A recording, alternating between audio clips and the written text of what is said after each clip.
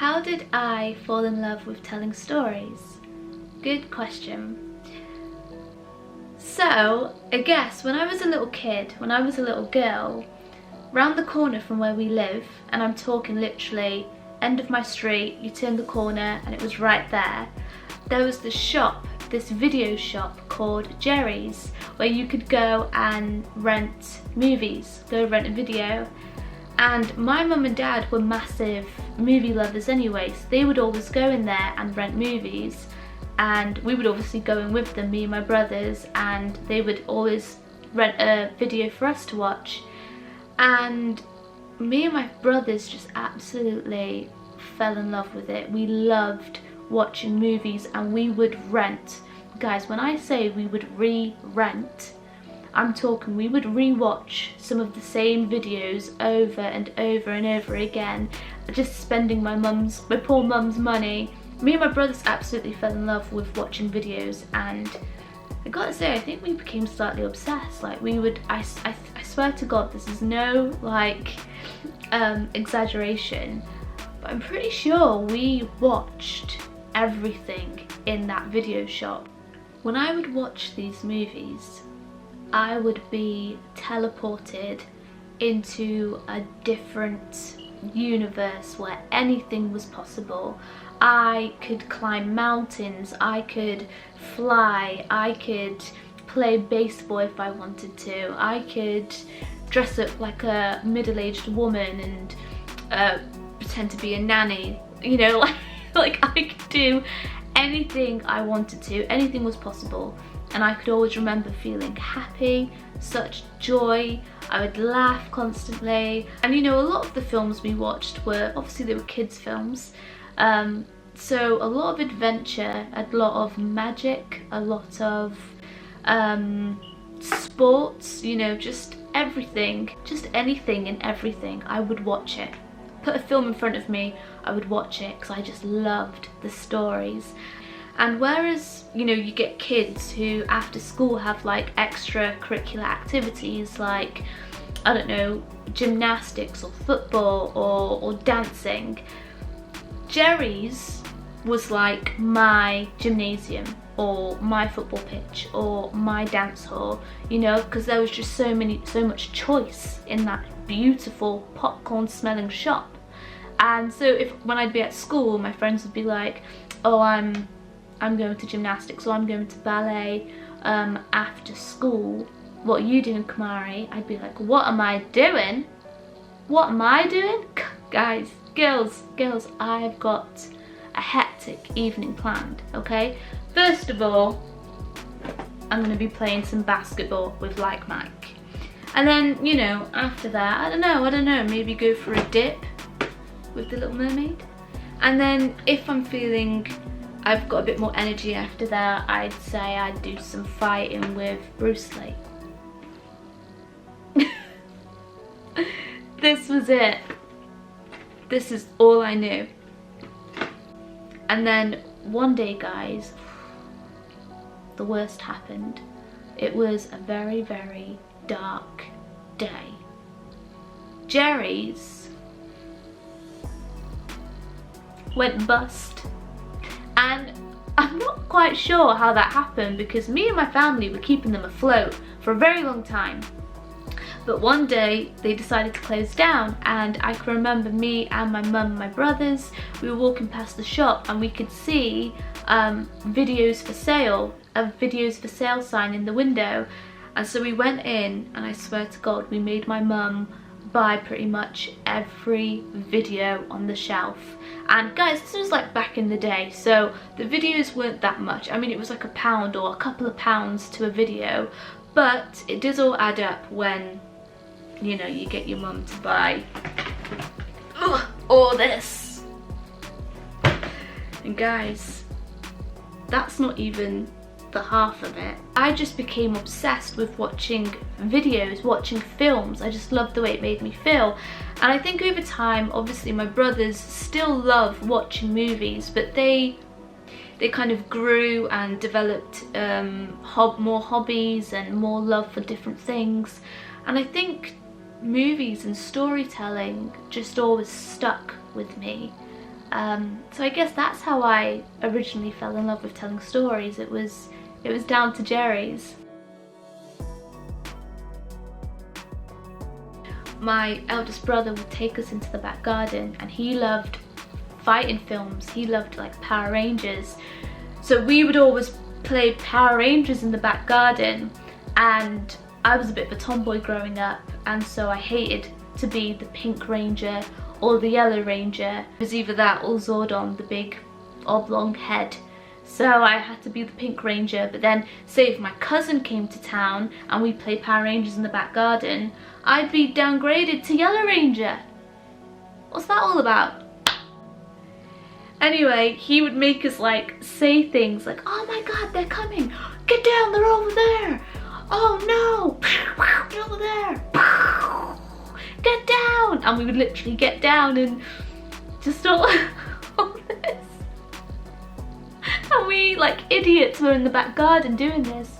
Can you imagine the neighbours watching from their windows what we would have looked like?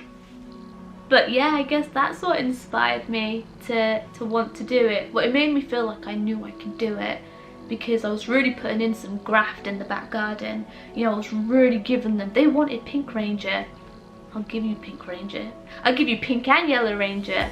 I'll give you Pink Ranger, Yellow Ranger and Zordon all in one.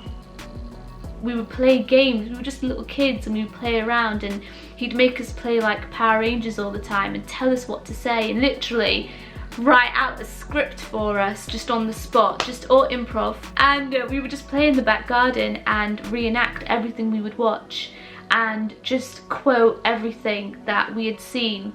And I just thought, I could do that. And I swear to God, growing up, I never ever, when I thought about my future, I never ever thought of anything else other than, oh yeah, when I grow up I'm gonna act. Not knowing how hard it was, because it's really hard, but I just thought, yeah, that's what I'm gonna do, I'm gonna act. And when I would go into school, having watched all these movies, I would go into school and tell my friends about it.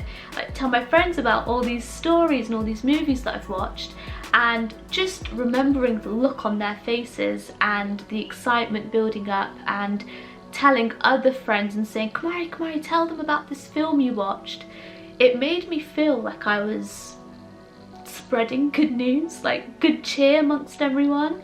And it kind of made me feel like I had a bit of a knack for telling stories. And so I think that's what inspired me, just kind of being, my brother being really imaginative and taking us out into the back garden and making us play or reenact, and then going to school and telling my friends or telling my family or anybody about what we had watched. And it really just made my mind really, it built this creativeness within me, I think. And I think that's what inspired me.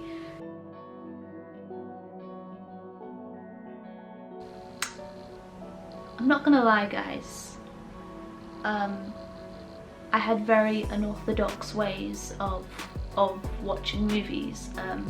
I would go to extremes, to the point where once my mum had brought all the videos from Jerry's, I physically couldn't cope with knowing that they were at home whilst I was at school, when all I wanted to do was watch movies. So guys, I'm not proud of it and I don't recommend it, but I would find ways of getting out of school so I could watch movies, and that obviously meant that I would basically pretend to be sick. You can't just, you know, wake up in the morning and think to yourself, oh, I fancy a day off. This took a lot of planning, okay? It took days in advance. You've got to put the work in days in advance. You've got to plant the seed, okay? You've got to make some comments here and there. Oh, I'm not feeling well. Oh, my head hurts. What does that mean? You know, just random comments here and there throughout the next couple of days, and then the actual day you want off, you know, oh, it's a Friday, I'll have a nice long weekend.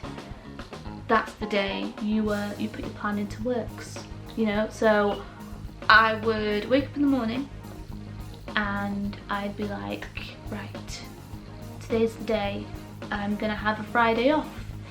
So obviously I'd actually get changed, get ready to go into school, because you can't just say in the morning, that's not going to work. They're not going to let you stay home. Your mum and dad's not going to let you stay home if they've got to go to work and they have no plans arranged for you.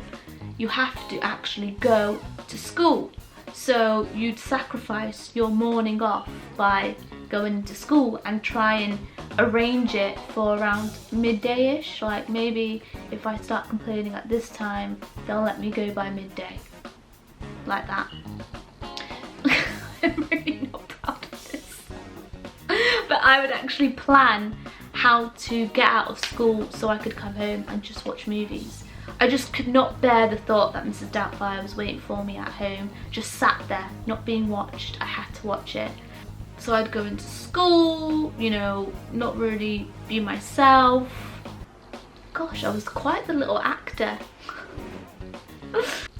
And you know, playtime would come and I'd be like, oh, my head hurts, or oh, my stomach or my belly hurts. I don't know what's wrong with me. And they'd be like, the teachers would be like, carry on, if you feel worse then we'll look into it. And I go, okay. And then next thing you know, in class, I'm doing a bit of, oh, something's wrong. Yeah, I'm not feeling too well. And then before you know it, it's like, oh, Kumari, you don't look well. And I'm like, no, I don't feel it. They'd be like, go to Mrs. Brown. And Mrs. Brown is who you would go to when you were feeling ill. So past the first stage, I knew somehow I was getting home after this. That was the first hurdle. If you went to Mrs. Brown, if you got sent to Mrs. Brown, you're on your way home, kid. So went to Mrs. Brown. She'd be in the kitchen. She'd always be in the kitchen for some reason, making coffee for someone. Oh my god, I've got such pins and needles. And she would like have a look at you, do a bit of this, you know, a bit of this, and be like, you're not feeling well? And I'm like, no. And they'd be like, right, we'll go to Mrs. Milkins and see if we can get in touch with your mum or dad. That, my friend, was the next line you wanted to hear. Mrs. Milkins. If you got sent to Mrs. Milkins from Mrs. Brown, you know you're on your way home, okay? You only went to Mrs. Milkins for her to call your parents, which means your ride home, right? So my mum used to work opposite my school, and they called my mum would come pick me up, take me back home, and obviously my grandma's at home, so that's my childcare sorted, you know? So you have to plan it in advance. And then she'd go back to work on her lunch break and I'd stay at home. She'd put me in bed with a nice, you know, video, and I was where I wanted to be. I'm not proud of it. I don't do it anymore and I don't recommend it. It's a bad thing. Kids, stay in school, okay? But you wanted to know, that's the extremes I used to go to, okay? I used to get out of school, or try and get out of school, so I could come home and watch movies.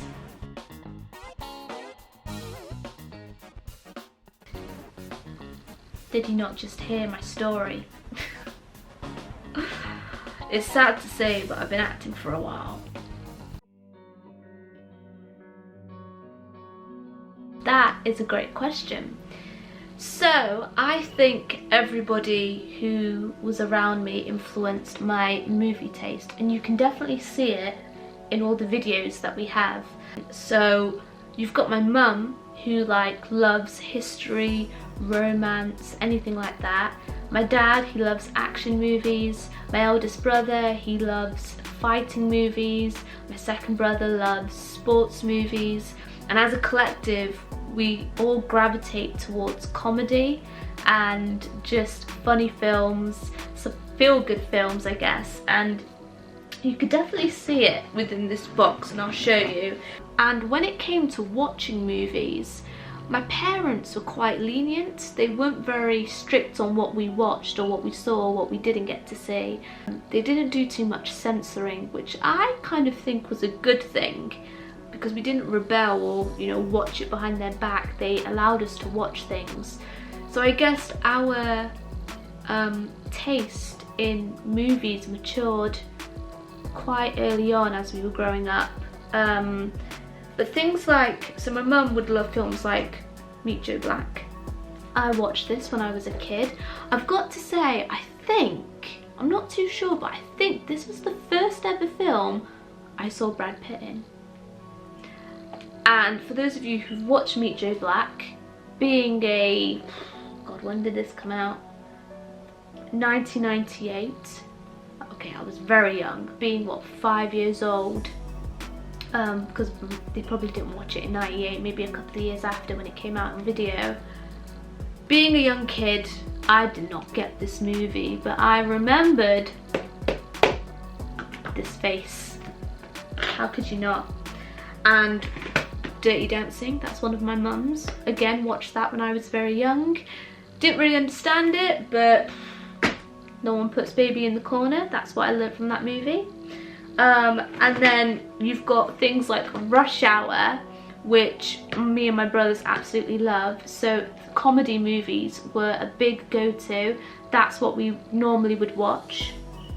And then things like Shanghai Noon. Oh my god, have you watched this video? Please tell me you have. If you've watched this film, then you just know. You know this film is the one. It's absolutely amazing. So Shanghai Noon was another go-to. We would always rent that. Also, my mum loved horror movies, and that is one genre I just can't hang with. I don't like horror movies, but she loves them, and so she allowed us to watch anything that she would watch. And when I was 6 years old, 6 years old being a very appropriate age considering the title of this film, she allowed me to watch this, The Sixth Sense.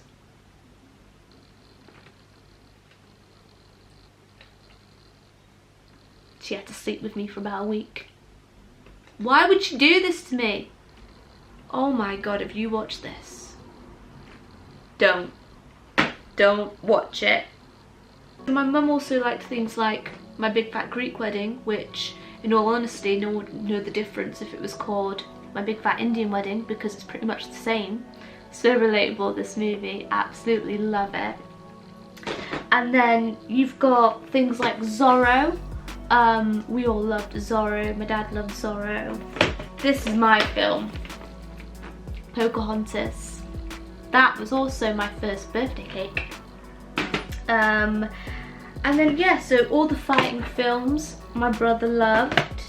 All the romantic films was my mum. And then all Roman films in there. Mean Machine, what a film. My Girl. Oh my god, My Girl. And then as the youngest child, you didn't get a choice. You would just watch what everyone else watched. But it didn't matter to me because I kind of loved them all. Bar the scary films, I still have a slight problem with them today. But I absolutely loved everything else. So like all the Disney films, we watched them when they came out on video, or my mum would take us to the cinema to watch it. So I also come from a big family, so I'd have a lot of family members who would come round and put on a movie, and I grew up with a lot of boys. I have a lot of boy cousins, so a lot of strong male lead films would always be on my TV, especially gangster films. It would be like Christmas Day, we'd be playing Monopoly, and Scarface would be on in the background. And I just loved it, and that's how I kind of fell in love with mafia films. That's why I've got such a love for it today. I just love watching them. So I definitely think my family really influenced my taste in movies.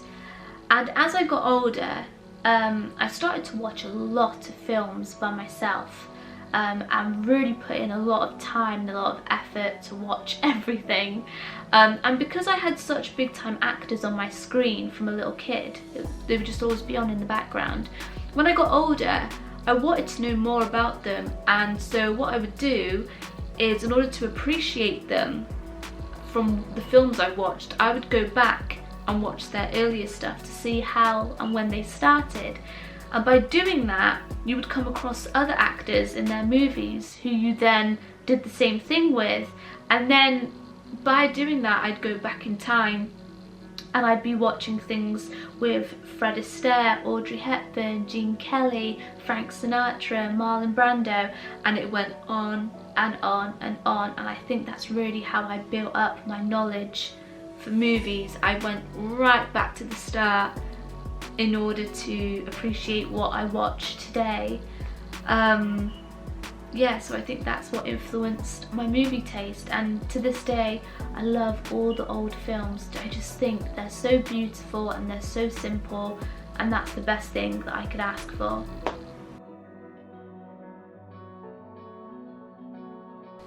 Do I have a question for the viewers? Why, yes, I do. What and who inspired you to do what you do today or aspire to do in the future? The reason why I'm asking this question, the reason why I've just done this to myself, is because we as human beings are so busy and our lives are so busy, but I think this year has really slowed us down. And whether you're in lockdown right now, or you're quarantining, or you're by yourself and you have a bit of time on your hands, you really find yourself, well I do if no one else, just reflecting on your past, how far you've come. And because we are so busy, sometimes we do lose track of why we are doing what we are doing. And so sometimes it's nice to ask ourselves the question, why? Why are we doing this again? You know, how does this make me feel again? You know, I think it's a really important question to ask yourself. Why do you do what you do, you know? Why do you do it? Why are you so passionate about something? Let me know. How did you become so passionate about it? I would absolutely love to know, because as you guys know, I love a good story, me. But yes, I would love to know.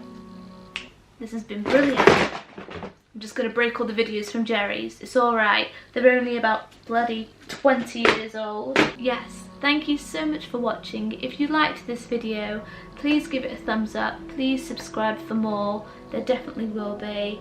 And before I go, I know you've all been staring at Tommy Shelby on my t-shirt. Why do you think I wore it? How else are you going to watch this video? Duh! It says, "No, I'm not God. Not yet." Wise words from our Tommy.